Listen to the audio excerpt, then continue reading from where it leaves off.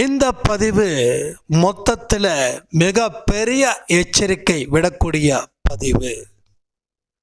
20 வருஷமா ஒரு சாய்ராமோட வாழ்க்கையில் தோல்வி. அவருக்கு சாய்ப்பா எந்த பதிலை சொல்லியிருக்காருன்றது தான் இந்த பதிவு. போராட்டம் முடிவுக்கு வருது. அதற்காக கடவுளுக்கு நன்றிகள் செலுத்தக்கூடிய இடம் இந்த இடம். இந்த பதிவு முடிஞ்சதுக்கப்புறம் 5 நிமிஷம் ஆழ்ந்த பிரார்த்தனையில் நான் ஒரு வார்த்தை சொல்லியிருக்கேன். அந்த வார்த்தையை 5 நிமிஷத்துக்கு நீங்கள் சொல்ல வேண்டியது அவசியம்.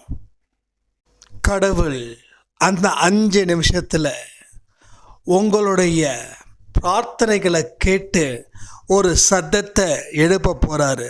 தயாராக இருங்க.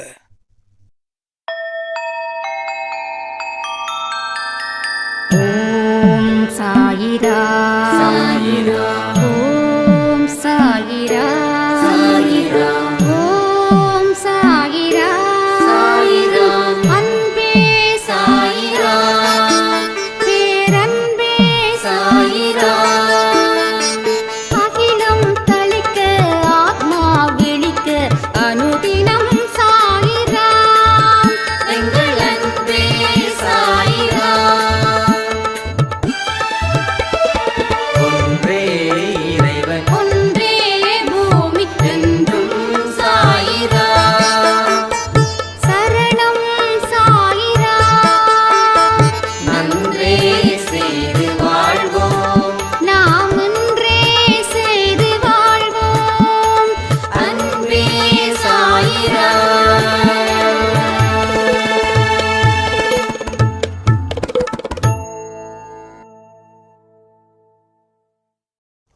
சாய்ரா.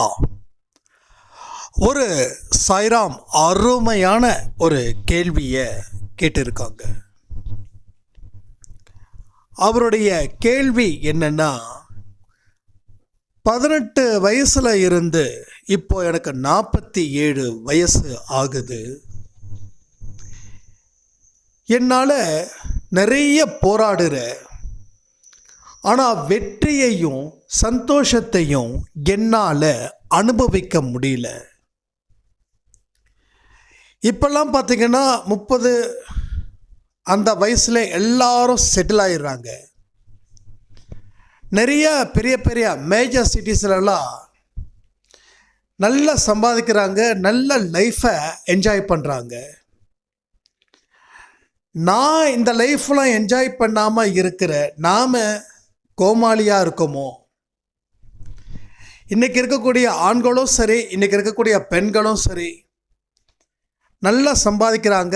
கல்ச்சரெல்லாம் மீறி அவங்க சந்தோஷமாக தானே இருக்காங்க. பட் சாயப்பா என் கூட 10 வருஷம் ஆகுது. 5 வருஷமாக நான் ஒரு ஒர்க் பண்ணிட்டு இருக்கேன். என்னால் எதுலேயுமே ஒரு வெற்றியோ ஒரு சந்தோஷமோ பெற முடியல. மற்றவங்க வாழ்கிற வாழ்க்கையை பார்த்தா நமக்கு ரொம்ப எரிச்சலாக இருக்குது. நமக்கு அப்படிப்பட்ட வாழ்க்கை கிடைக்கல, நாமளும் அப்படிப்பட்ட வாழ்க்கையை வாழ்ந்திருக்கலாமோ அப்படின்னு ஒரு மனசில் ஒரு எதிர்பார்ப்பு இருக்குது. இதை பற்றி எனக்கு ஒரு புரிதல் வேணும் அப்படின்னு சொல்லியிருந்தாங்க. இந்த மாதிரியான சில எதிர்பார்ப்பும் இன்றைக்கி இருக்கக்கூடிய அத்தனை பேருக்கும் இருக்குது. எனக்கே பல வருஷத்துக்கு முன்னாடி இருந்துச்சு. அப்போது இது உண்மையான ஒரு வெற்றியா அப்படின்னு பார்த்தா இது 100% போலியான வெற்றி அப்படின்ற ஒரு விஷயத்தையே நான் சாயப்பா கிட்ட வந்ததுக்கு அப்புறம்தான் புரிஞ்சுக்கிட்டேன். நம்ம என்றைக்குமே என்ன பண்ணுறோம், நம்ம கீழே இருந்து மேலே பார்க்குறோம். இப்போ மேலே பார்க்கும்போது எப்படிப்பட்ட வாழ்க்கை வாழ்ந்துட்டுருக்காங்க அவங்க, நாம் அந்த உயரத்துக்கு போக முடியல அப்படின்னு சொல்லி நமக்குள்ள ஒரு பெரிய சோகம் ஒன்று உருவாகுது. இந்த புயல் உருவாகிற மாதிரி அது என்னைக்கு வேணாலும் கரையை கடக்கலாம். கரையை கடந்தா சேதம் ஜாஸ்தி. அப்போ இந்த மனசில் ஏற்பட்ட ஒரு சின்ன சோகம் பெரிய சோகமாக மாறுது. இப்போ சாய்ராமுக்கு 47 இயர்ஸ் ஆகுது. ஸோ இன்னமும் லைஃப்பில் தன்னுடைய வெற்றியும் தன்னுடைய சந்தோஷமும் கிடைக்கல அப்படின்னும்போது அவருக்கு நான் தனிப்பட்ட முறையில் ஆன்சர் பண்ணல. ஏன்னா இது எல்லாருக்குமா சேர்ந்தக்கூடிய பதிலாக போய் சேரணும்னு நான் நினைக்கிறேன். ஏன்னா இதை பல பேரை அடுக்கி வச்சுருக்காங்க இந்த கேள்வியை. கிட்டத்தட்ட ஒரு 30-40 பேர், ஆண்கள் பெண்கள் 2 பேருமே சேர்ந்து இந்த மாதிரி கேள்விகளை எழுப்பினதால இதை பொதுவாக கொடுக்கலாம் அப்படின்னு. நம்மளுடைய போராட்டம் ஏன் முடிவுக்கு வரல அப்படின்னா, நாம் அவங்க சந்தோஷமாக இருக்காங்க அப்படின்னு நினச்சி நாம் சந்தோஷமாக இங்கே இல்லை. ஆனால் அவங்க சந்தோஷமாக இருக்கிறாங்களா இல்லையான்றதை நான் சொல்கிறேன் உங்களுக்கு, நீங்கள் புரிஞ்சுக்கோங்க. ஒரு 25-26 மதிப்பு மிக்க ஒரு பெண், IT field, monthly 2 to 3 lakhs பக்கம் சேலரி. அவங்க வாழ்க்கையில் எல்லாமே கிடைக்குது. ஒரு ஃப்ளாட் வாங்குறாங்க, கார் வாங்குறாங்க, ஏகப்பட்ட விஷயங்கள் நடக்குது. என்ன ஆச்சு? இதோட சேர்ந்து என்ன வந்துச்சு? மதுவும் சேர்ந்து வந்துச்சு. இவங்க டோட்டலி இன்னும் சந்தோஷம், நம்ம உலகத்தில் பெரிய அளவில் சந்தோஷமாக இருக்கோம் அப்படின்னு அந்த இடத்துக்கு போகிறாங்க. வீட்டில் கேள்வி கேட்க யாரும் இல்லை. ஏன்னா வீடு அவங்க ஒரு வில்லேஜ் தமிழ்நாட்டில். ஆனால் அவங்க ஒர்க் பண்ணக்கூடிய இடமும் மும்பை. ஸோ ஸ்கூல் டாப்பர்ஸ், டிசிப்ளினில் ஃபஸ்ட்டு, படிப்பில் ஃபஸ்ட்டு, டெடிக்கேஷனில் ஃபஸ்ட்டு, கடவுள் நம்பிக்கையிலையும் ஃபஸ்ட்டு, எல்லாத்துலேயும் ஃபஸ்ட்டு. ஸோ வேலையிலையும் ஃபஸ்ட்டு. கேம்பஸில் செலக்ட் ஆன உடனே டக்குன்னு எடுத்த உடனே போஸ்டிங், 6 மாதத்தில் ட்ரைனியாக இருந்து அதுக்கப்புறம் அதில் அவங்களுடைய ஸ்கில் எல்லாம் ஃபுல்லாக இது பண்ணி அடுத்த இதில் ஃபாரின்க்கு போயிட்டு அங்கே எல்லாம் ஒர்க் பண்ணி எகெயின் மும்பையில் இன்னும் பெரிய அளவில் போஸ்டிங்கு. சேர வசதி சேர கூடவே ஒழுக்கம் கெட்டு போயிடுச்சு. ஸோ இங்கே ஒழுக்கத்தால் இருந்ததால் இவங்களுக்கு நல்ல படிப்பு, நல்ல வேலை, வசதி கிடைச்சிது. அது ஒழுக்கத்துக்கு கிடைச்ச பரிசு. பட் இவங்க என்ன பண்ணிட்டாங்க? ரொம்ப டாப் லெவலுக்கு போகிற மாதிரி. ஸோ ஊரில் இருக்கிறவங்க எல்லாருக்கும், பா எப்படி இந்த பொண்ணு படித்து எவ்வளோ பெரிய வேலைக்கு போய் அப்படி இருக்கணும்னு சொல்லி அவங்க சொந்த பந்தத்தில் இருக்கிறவங்க அத்தனை பேரும் இந்த பொண்ணு மாதிரி தான் இருக்கணும், வாழணும். அந்த லெவலுக்கு ஒரு இன்ஸ்பிரேஷனாக அந்த பொண்ணு இருந்தாங்க. ஸோ வீட்டில் பொறுத்த வரைக்கும், அவங்க பேரண்ட்ஸுக்கு பொறுத்த வரைக்கும் பொண்ணு நல்லா சம்பாதிக்கிறா.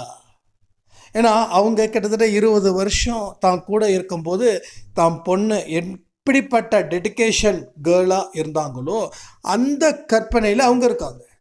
ஆனால் அங்கே நிலைமை தலைக்கீடு. எத்தனையோ கெட்ட பழக்கங்கள், நிறைய ஆண் நண்பர்கள், மது ப்ளஸ் ஆண் நண்பர்கள். ஸோ இப்படி போய் போய் போய் போய் கடைசியில் எந்த அளவில் அவங்க ப்ரொமோஷனலாக அந்த இடத்துக்கு போனாங்களோ கொஞ்சம் கொஞ்சமாக டிமோட்டிவேட் பண்ணி டீப்ரமோஷன் பண்ணி வேலையை விட்டு தூக்கிட்டாங்க. இன்னமும் தண்ணி அதிகமாச்சு, ஆண் நண்பர்கள் அதிகமானாங்க, வாழ்க்கை சீரடைஞ்சிடுச்சு. சர்டன் ஸ்டேஜில் அவங்களுடைய வீட்டுக்கு ஃபோன் வருது. அவங்க பெண் சுயநினைவு இழந்திருக்காங்க அப்படின்னு சொல்லி பதறி அடிச்சுட்டு போயிட்டு உட்காந்து நெஞ்சிலையும் தலையிலையும் அந்த உறவுகள் ஃபைனலி அந்த பெண்ணு இறந்து போயிட்டாங்க. புரியுதா உங்களுக்கு? ஸோ இப்படிலாம் நடக்குதுன்னு சொல்லி எனக்கு நம்ம அன்பே சாய் குடும்பத்தில் இருக்கிறவங்க அந்த பெண்ணோட ஃப்ரெண்டு, அந்த ஃப்ரெண்டோடைய அக்கா வந்து நம்ம அன்பே சாய் குடும்பத்தில் இருக்கிறாங்க. அவங்க வந்து ஆஸ்திரேலியாவில் இருக்காங்க. அவங்க வந்து எனக்கு இதெல்லாம் சொன்னாங்க. இதெல்லாம் வந்து நேற்று காலையில் இந்த டிஸ்கஷன் இப்படி அவங்க சொல்கிறாங்க. ஸோ நாம் ஒரு விஷயத்தை கற்றுக்கணும். உண்மையிலேயே கற்றுக்க வேண்டிய விஷயங்கள் நிறைய இருக்குது. நாம் நினைக்கிறோம் எல்லாம் சந்தோஷமாக இருக்காங்க. நாம் சந்தோஷன்றது என்ன? ஃபஸ்ட்டு உங்களோட சந்தோஷம் எங்கே இருக்குதுன்னு நினைக்கிறீங்க? அதை நீங்கள் தெரிஞ்சுக்கிட்டாதான் எல்லா விஷயமும் புரியும். எது உங்கள் வாழ்க்கையில் நிம்மதியையும் அமைதியையும் இன்னும் ஒழுக்கத்தையும் கொடுக்குதோ அதன் தான் சந்தோஷம். இப்போ இந்த சாய்ராம் சொன்னாங்க 47 வயசு ஆயிடுச்சு, லைஃப்பில் டெவலப் ஆகலை. உண்மையிலே சொல்கிறேன், இது வருத்தப்படக்கூடிய விஷயந்தான். 47 இஸ் செட்டில்டாக இருக்கக்கூடிய வயசு. தயவுசெய்து அந்த சாய்ராம் தப்பாக நினச்சிக்க கூடாது. இப்போயும் உங்களுக்கு வாய்ப்பு இருக்குதுன்றதுக்காக தான் நான் உங்களை இதை சொல்லுறேன். ஸோ இப்போ கூட சரி, 47 50 ஆகலை உங்களுக்கு, 47 3 வருஷம். It's golden hours, golden days, golden month, golden week, golden years. 3 வருஷம் வாழ்க்கையை தலைக்கீழ மாற்றி போடக்கூடிய அத்தனை சக்தியையும் நாம் இறக்க முடியும். உங்களால் முடியும்னு நினச்சா கடவுள் உங்களுக்கு ஆசீர்வதிப்பார். அப்போது மனப்பூர்வமாக ஒரு விஷயத்தை உள்ளே கொண்டு வாங்க. அந்த மாதிரியான வாழ்க்கை வாழ்ந்தவங்க, அந்த பொண்ணுக்கு 32 இயர்ஸில் கிட்டத்தட்ட 5 வருஷத்தில் அந்த பொண்ணோட வாழ்க்கை அழிஞ்சு போயிடுச்சு. துக்கமான விஷயம். இதை வந்து நம்ம வந்து பார்த்தியா நான் தப்பிச்சிட்டேன் நீ மாட்டிக்கிட்ட அப்படின்னு நம்ம சொல்லி இது பண்ணலை. கஷ்டம். அந்த பொண்ணுக்கு சந்தோஷம் முக்கியம், அதனால் போயிடுச்சு. ஆனால் குடும்பம் என்ன பண்ணுது? குடும்பம் எந்த அளவுக்கு கண்ணீர் விடுது? நாம் நினைக்கிறோம் எனக்கு மாடர்ன் லைஃப்பில் இருக்கக்கூடிய பசங்க ரொம்ப அப்படி இருக்காங்க எப்படி இருக்காங்க அப்படின்னு. ஸோ ஒன்று தான், கண்ணுக்கு தெரிவதெல்லாம் போலிகள், உண்மைகள் இல்லை. என்னைக்கு அதனோட சாயம் வெளுக்குதோ அப்போ தான் தெரியும் இவங்க வந்து விஷத்தை தான் ஒவ்வொரு நாளும் அனுபவிச்சிருக்காங்க அப்படின்னு. இப்போ உங்கள் விஷயத்துக்கு வருவோம். முதல்ல யார் உங்களையும் அவங்களையும் வச்சு கம்பேர் பண்ண சொன்னாங்க? அந்த கம்பேரிஷன் என்னைக்கு வருதோ அன்னைக்கு நீங்கள் தாழ்ந்து போயிட்டீங்கன்னு அர்த்தம். ஒரே விஷயத்தை புரிஞ்சுக்கணும், நமக்கு மேலேயும் எவனும் கிடையாது, நமக்கு கீழேயும் எவனும் கிடையாது. நம்ம எல்லாத்துக்கும் மேலே இருக்கிறோன்னா முடிஞ்ச, எல்லாத்துக்கும் கீழே இருக்கிறோம் அப்படின்னா அங்கேயும் முடிஞ்ச. எல்லாத்துக்குமே சம்பவம் ஒன்று தான், முன்னேற முடியாது, வாழ்க்கை போயிடுச்சு. ஸோ இந்த கம்பேரிஷன்ஸு உங்கள் வாழ்க்கையை புரட்டி போடக்கூடிய புயலாக மாறுது. புயல் அடித்தா தாங்கிக்கலாம், சுனாமி அடித்தா. ஸோ இப்போ புயல் தான் அடிக்குது, அடுத்தது அடிக்கும் சுனாமி, ரைட்டா? அப்போது இருக்கிற இடம் சரியில்லை. நாளைக்கு சுனாமி வந்தால் இந்த இடத்த காப்பாற்ற முடியாதுன்னு சொல்லி இப்போ இந்த இடத்த விட்டு நகரலைன்னா நம்மளை நாம் பாதுகாத்துக்க முடியாது. ஸோ நம்ம கண்ணுக்கு தெரிஞ்சதெல்லாம் நம்மளுடைய கர்மா, நம்ம வாழ்க்கை, நம்ம வாழ்க்கையில் கிடைச்ச விஷயங்கள். அந்த விஷயத்தை எப்படி பலமாக்குறது, என்னென்னலாம் பலகீனமாக இருக்குதோ அதை எந்தெந்த வகையில் பலப்படுத்த முடியும்னு யோசிக்கிறது, அதற்கு உரிய செயல்களை இறங்குறது. ஸோ இந்த மாதிரியான சூழ்நிலைகளை நாம் உருவாக்க முயற்சி பண்ணிட்டா 1 வருஷம் போதும் சாயப்பா உங்களை சரி பண்ண. நீங்கள் அவர்கிட்ட கொடுக்கணும். ஒரு பைக் இருக்குது, அந்த பைக் ஓடல. அப்போ ஓடாத பைக்கை யார் சரி பண்ணுவா? மெக்கானிக்கு. அந்த பைக்கை அந்த மெக்கானிக் கிட்ட நம்பி கொடுத்துட்டா அந்த பைக்கில் என்னென்ன பிரச்சனை இருக்குதுன்றது அந்த மெக்கானிக் சொல்லுவார். அவர் சொன்னது உங்களுக்கு ஓகே அப்படின்னு உங்கள் மனசுக்கு படும். ஓகே சொல்லிட்டீங்கன்னா அந்த பைக்கை சரி பண்ணி ரெடி பண்ணிடுவார். இப்போ முன்னை விட வண்டி நல்லா சூப்பராக இருக்கும். இப்போ நாமளும் ஒரு பழுதடைஞ்ச மிஷின்ஸு. அப்போ நாம தான் நமக்கு ஓனராகவும் இருக்கிறோம். இந்த பழுதடைஞ்ச மிஷினை சாயப்பா கிட்ட ஒப்படைச்சிட்டிங்கன்னா அவர் எல்லா வேலையும் பண்ணி சரி பண்ணி பர்ஃபெக்ட் பண்ணி உங்களை மறுபடியும் ஓட்ட பந்தயத்தில் ஓட வச்சு உங்களை முதல் பரிசுக்கு தயார் பண்ணுவார். ஆறுதல் பரிசு இல்லை, செகண்டு கிடையாது, தேர்டு கிடையாது, ஃபஸ்ட்டு தான். ஸோ இதுக்கு எத்தனை பேர் தயாராக இருக்கீங்கன்னு கமெண்டில் கமெண்ட் பண்ணுங்கள். ஸோ இன்றைக்கி இருக்கக்கூடிய மாடர்ன் பாய்ஸாக இருக்கட்டும், மாடர்ன் கேர்ள்ஸாக இருக்கட்டும், இதில் நீங்கள் சொல்கிறது 100% உண்மை. ஏன்னா 99% இன்னைக்கு பசங்களுடைய பொண்ணுங்களுடைய எதிர்பார்ப்புன்றது வேறு மாதிரி. கடவுளை பற்றி பேசுனாவே ஒரு மாதிரி கூச்சமாக இருக்குதுன்னு ஃபீல் பண்ணக்கூடியவங்க ஜாஸ்தி.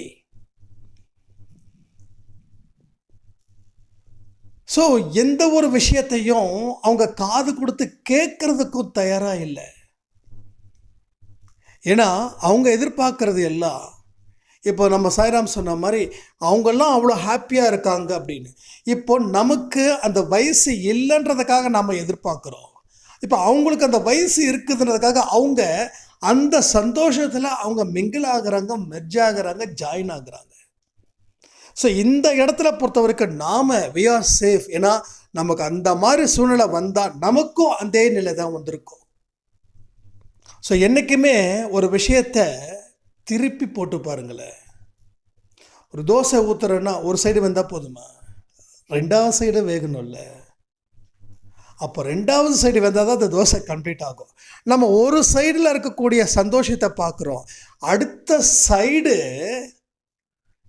அடுத்த சைடு திருப்பி போடும்போது தான் முன்னாடி இருக்கிற தோசை இவ்வளோ கேவலமாக போயிடுச்சு, கருகருன்னு போயிடுச்சு அப்படின்னு தோணும். அப்போ சந்தோஷன்றது எது, இதுக்கு என்ன பதில் நீங்கள் வச்சுருக்கீங்கன்றது எனக்கு முக்கியம். அதை கமெண்ட் பண்ணுங்கள். நான் என்னோட சந்தோஷம் எப்படிப்பட்டதுன்னா, எது நான் கஷ்டப்படுறேனோ அது எனக்கு சந்தோஷத்தை கொடுக்குது. ஏன்னா கஷ்டப்படும் போது உடம்பு வலிக்குது. இன்றைக்கி காலையில் கூட ஒரு ஆடியோ கொடுத்துருந்தேன். Pain it's not a pain, it's a growth thing. So pain வளர்ச்சிக்கு உண்டான ஒரு வழி. ஸோ எதுவுமே கஷ்டப்படாமல் கிடச்சிடுச்சுன்னா அது என்னைக்கு வேணாலும் நம்மளை விட்டுட்டு போயிடும். கஷ்டப்பட்டு கிடைக்கிது பாருங்கள், அது நிரந்தரமாக நிற்கும். ஆனால் கஷ்டப்பட்டு கூட நமக்கு நிரந்தரமாக நிற்கலைன்னா, அப்போ கஷ்டப்படாமல் எந்த ஒரு விஷயம் வந்தாலும் அது நிரந்தரமாக நிற்கணும் உங்களால் உறுதியாக சொல்ல முடியுமா? அப்போ கஷ்டப்பட்டது கூட ஏன் நமக்கு நிலைக்கலை அப்படின்னா, நாம் செய்த பாவங்களுக்கு அது ஒரு கணக்கில் அடிச்சுட்டு போயிடுது. அப்போ பாவங்கள் செய்கிறத நிறுத்தும் போது கஷ்டப்படுறது கிடைச்சது நமக்கு நிலைக்கும். முன்ன ஒரு காலத்தில் கஷ்டப்பட்டது நின்றுச்சு, ரைட்டா? முன்ன ஒரு காலத்தில் நம்ம அப்பா அம்மா காலத்துலையா, இல்லை நம்ம தாத்தா பாட்டி காலத்துலையா இருக்கலாம். ஏன்னா அப்பா அம்மா காலன்றது ஓகே, சில பேர் இன்னும் 20 வயசு கேட்குறவங்களுக்கெல்லாம் அப்பா அம்மா காலம் பெருசாக இருக்கா, தாத்தா பாட்டி காலம். ஸோ நின்றுச்சு. ஏன்னா பாவங்கள் செய்ய பயந்தாங்க. ஆனால் அன்றைக்கி ஒரு பெண் சாதாரணமாக சிகரெட் குடிக்கிறாங்க, சாதாரணமாக ட்ரிங்க் பண்ணுறாங்க. அப்போது எதிர்த்து வாதம் வரும். அப்போ ஆண்கள் குடித்தா சரியா? விஷம் யார் குடித்தாலும் விஷம்தான். புரியுதா உங்களுக்கு? ஆண்கள் குடிக்கிறதால பெண்கள் குடிக்கிறாங்களா, இல்லை பெண்கள் குடிக்கிறதால ஆண்கள் குடிக்கிறாங்களா? அப்போ ஆண்கள் குடிக்கிறதால பெண்கள் குடிக்கிறாங்க. நம்ம என்ன பண்ணுறோம், போட்டி போட்டு கெட்ட பழக்கத்துக்கு தான் நம்ம வழியை பார்க்குறோம். நல்ல பழக்கத்துக்கு எதையுமே நாம் யோசிக்கிறதே இல்லை. அதுதான் ஏன்னு புரியல. நீங்கள் நல்லா யோசிச்சு பாருங்க. உங்களால் எல்லாமே முடியும். முடியாது அப்படின்றது எதுவுமே இந்த நிமிஷம் வரைக்கும் இல்லை. ஆனாலும் நீங்கள் ஏன் முயற்சி பண்ணாமல் இருக்கீங்க? அப்போது இந்த விஷயத்துலலாம் உங்கள் மனசை நீங்கள் அழைப்பாக்கிறீங்க. இந்த விஷயத்தில் எல்லாம் நீங்கள் பலமாக யோசிக்கிறீங்க. ஆனாலும் நீங்கள் நல்ல விஷயத்துக்கு இன்னும் கொஞ்சம் தீவிரமாக யோசிச்சிங்கன்னா உங்கள் வாழ்க்கை ரொம்ப சூப்பராக இருக்கும், செம்மையாக இருக்கும். அதே 20-25 வயசு பொண்ணை பற்றி நான் சொல்லவா? அன்பே சாயில்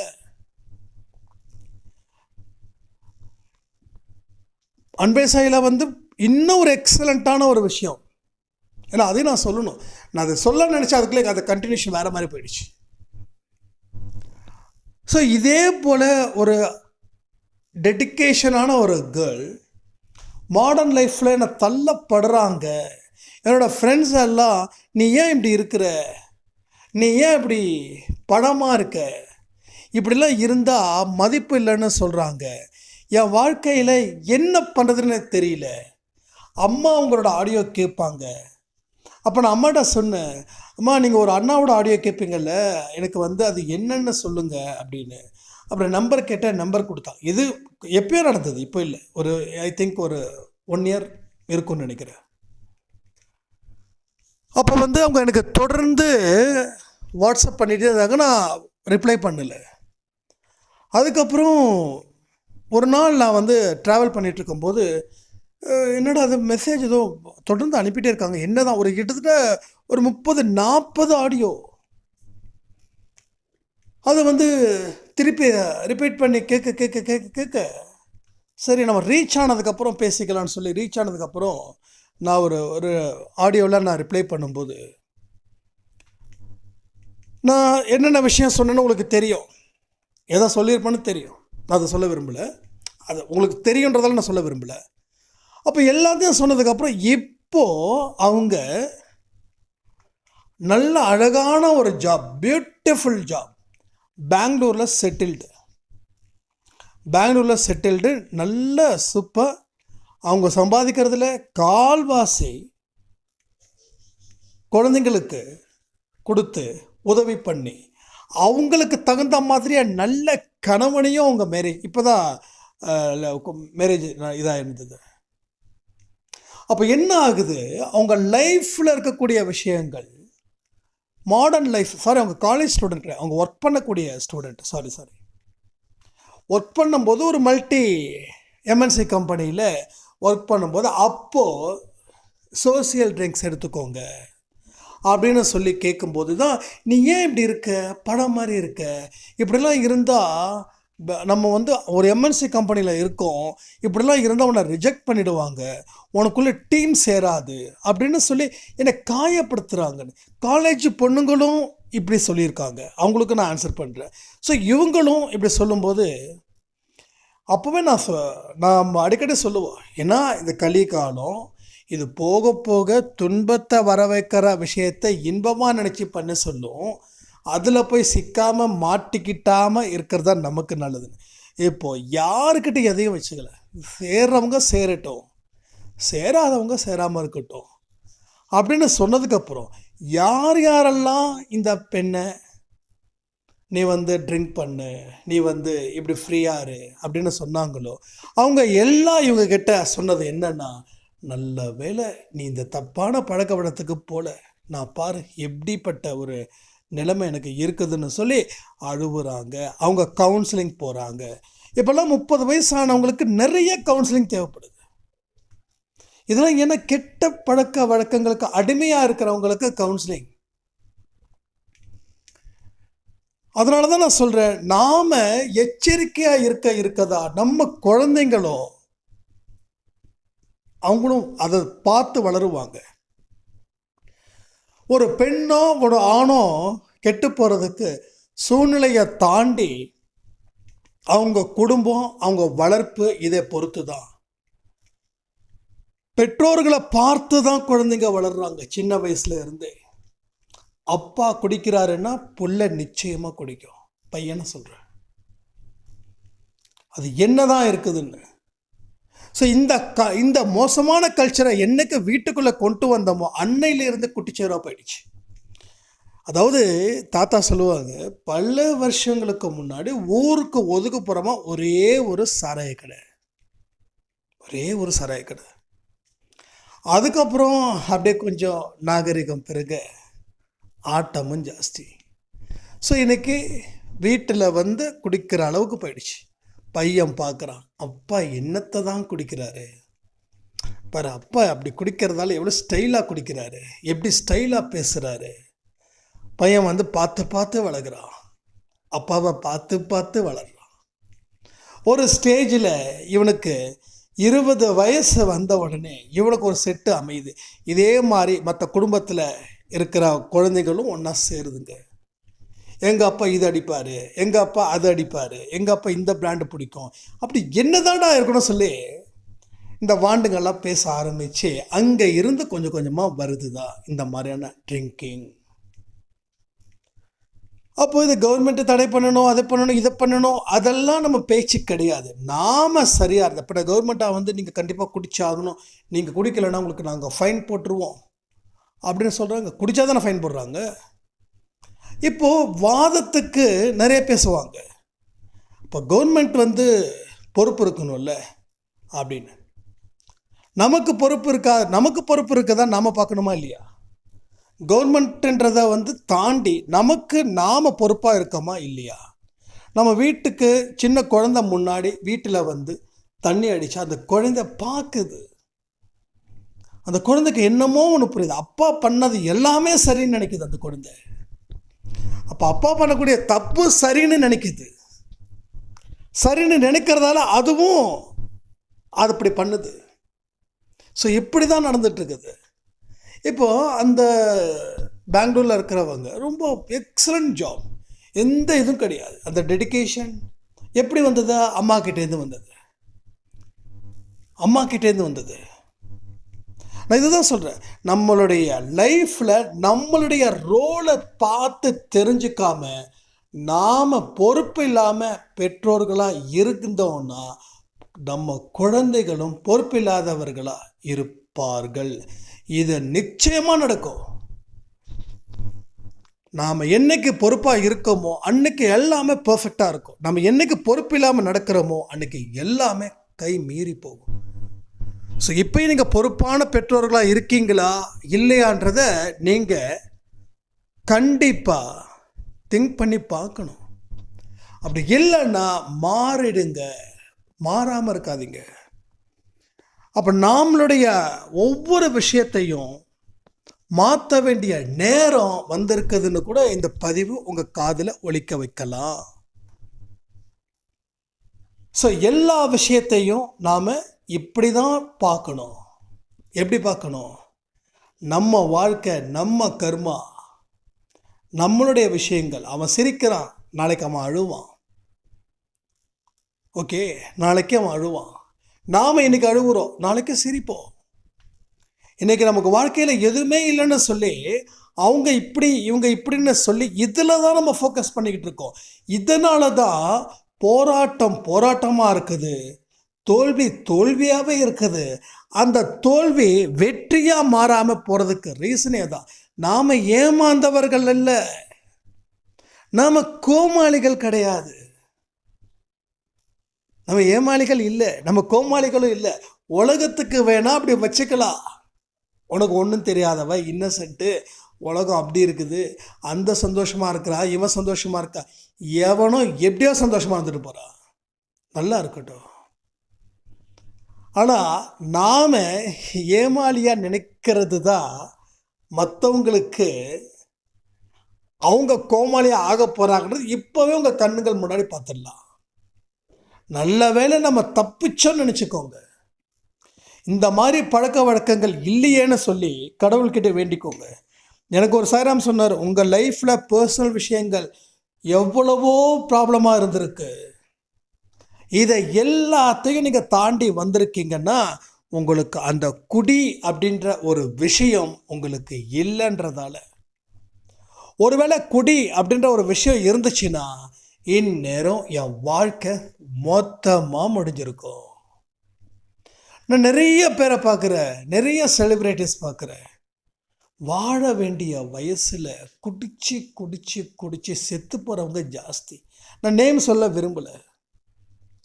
அது சினிமாவில் இருக்கக்கூடியவங்களாக இருக்கட்டும், இல்லை வேறு செலிப்ரிட்டியாக இருக்கட்டும், எல்லாருடைய வாழ்க்கையிலையும் 45-50 தாண்ட முடியல.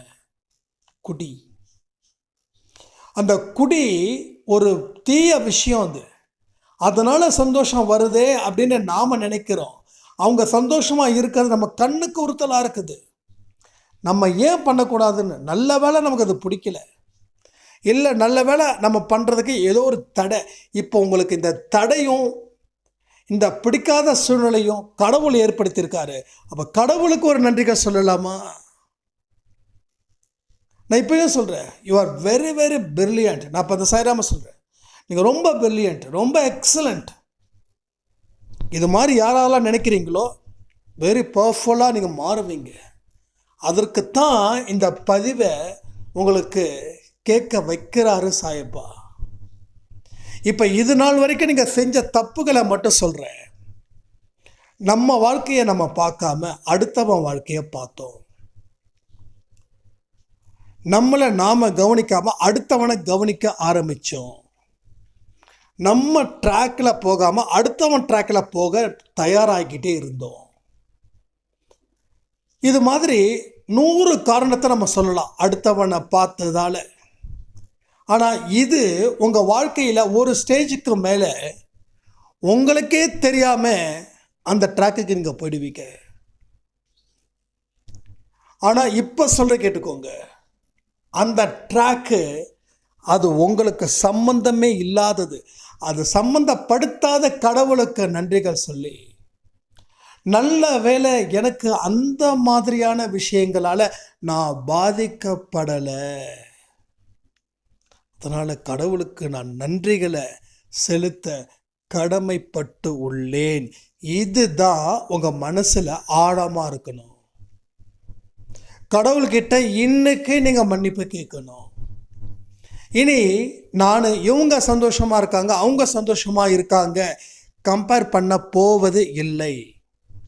என் வாழ்க்கையில் நீ இருக்க, உன் வாழ்க்கையில் நான் இருக்க, இனி நம்ம 2 பேரும் தான் ட்ராவல் பண்ண போகிறோம். அந்த முடிவுக்கு நான் இன்று முதல் வருகிறேன்னு சொல்லி அவர் முன்னாடி இந்த பதிவை கேட்டு முடித்த உடனே ஒரு 5 நிமிஷம் ஆழ்ந்த பிரார்த்தனையில் இருங்க. நீங்கள் தூங்கிக்கிட்டே கேட்குறவங்களுக்கு கூட சொல்கிறேன், கொஞ்சம் எழுந்திருச்சு ஒரு 5 நிமிஷம் கண்களை மூடி நான் சொன்ன வார்த்தைகளை திரும்ப திரும்ப திரும்ப திரும்ப கேளுங்க. இந்த வார்த்தைகளை, இது ரொம்ப ரொம்ப இம்பார்ட்டன்ட். இந்த வார்த்தைகளை நீங்கள் கமெண்ட்டில் கமெண்ட் பண்ணுங்கள். ஸோ இது ரொம்ப ரொம்ப இம்பார்ட்டன்ட். மன ரீதியாக ஒரு மாற்றத்தை ஏற்படுத்தியே ஆகணுன்றது சாயப்பாவுடைய எதிர்பார்ப்பாக இருக்குது. இதை இன்னைக்கு நீங்கள் உருவாக்கினீங்கன்னா கூட அடுத்த 6 மாதத்தில் நல்ல ரிசல்ட்டை நீங்கள் நிச்சயமாக காணலாம். யார் யார் எல்லாருக்குமே இந்த பதிவு முக்கியமானது. ஏன்னா ஒரு விஷயத்தை பற்றி மட்டும் பேசலை, ஒரு விஷயத்தை மட்டும் பேசியிருந்தா இவங்களுக்கு இன்னாருக்கு நம்ம சொல்லலாம். இதில் பல விஷயத்தை நம்ம பேசியிருக்கோம். அதனால் இது கொஞ்சம் ஸ்ட்ராங்காக நாம் செயல்படணும். இது செயல்பட வேண்டிய காலம். இது தூங்கக்கூடிய காலம் கிடையாது, ரெஸ்ட் எடுக்கக்கூடிய காலம் கிடையாது. இப்போ நீ இந்த உழைப்பில் வரக்கூடிய சந்தோஷம் இருக்கே, அதுவே உனக்கு கொஞ்சம் கொஞ்சமாக ஓய்வு கொடுக்கும். அதுக்காக உழைச்சதுக்கு அப்புறம் நான் ரெஸ்ட் எடுக்கிறேன்னு நம்மளை சிதைச்சிக்க கூடாது. This is a right way, this a right time, this a right place. இந்த 3மே கரெக்ட் பண்ணிக்கோங்க. This is right way, right place, right time. இந்த வார்த்தைகள் உங்கள் வாழ்க்கையில் என்றைக்கும் உங்கள் ஆழ் மனசில் போய் நிற்கட்டும். அங்கே இருந்து ஒரு அபார வளர்ச்சி பெருகட்டும். உங்கள் வாழ்க்கையில் என்றும் எப்பொழுதும் நல்லது நடக்கட்டும்னு சொல்லி நாளை முதல் வெற்றி நிச்சயம் சாயின் சத்தியம் திரும்பவும் 4:30க்கு பப்ளிஷ் ஆகும். ஏன்னா அது அப்பப்போ நம்ம நிறுத்தி வைக்கிறதுக்கு காரணம் டைமிங் இஷ்யூஸ் தான். அதனால் நாளையிலேருந்து 4:30 மணிக்கு வெற்றி நிச்சயம் சாயின் சத்தியம் வரும். ஸோ இன்றைக்கி செய்ய வேண்டிய விஷயத்தை எல்லாமே தெளிவாக செய்யுங்க. கமெண்ட் ரொம்ப ரொம்ப ரொம்ப ரொம்ப இம்பார்ட்டன்ட் சொல்லி இந்த பதிவை கேட்ட சாய்ராமுக்கும் ரொம்ப நன்றிகளை சொல்லி இந்த ஆடியோவை நான் முடிக்கிறேன். ஜெய் சாய்ராம்.